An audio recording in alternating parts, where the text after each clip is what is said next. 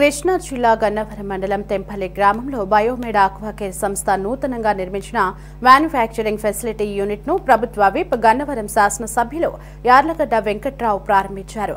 ప్రారంభోత్సవ వేడుకల్లో deputy speaker Raghurama Krishnam Raju, ప్రభుత్వ వేప ముమ్మడివరం శాసనసభ్యులు డి సుబ్బరాజు, కైకలూరు ఎమ్మెల్యే కామినేని శ్రీనివాసరావు, బాపట్ల శాసనసభ్యులు వి నరేంద్రవర్మ పాల్గొన్నారు.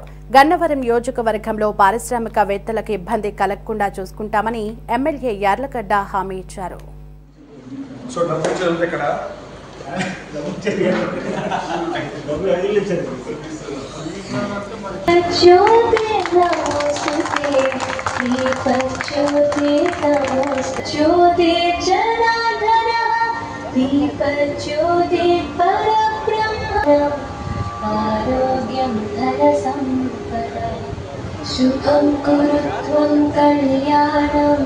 మీ ప్రోడక్ట్స్తో ఆక్వా పరిశ్రమ మరింత పెరుగుతుంది అనే పూర్తి విశ్వాసం కూడా నాకుంది.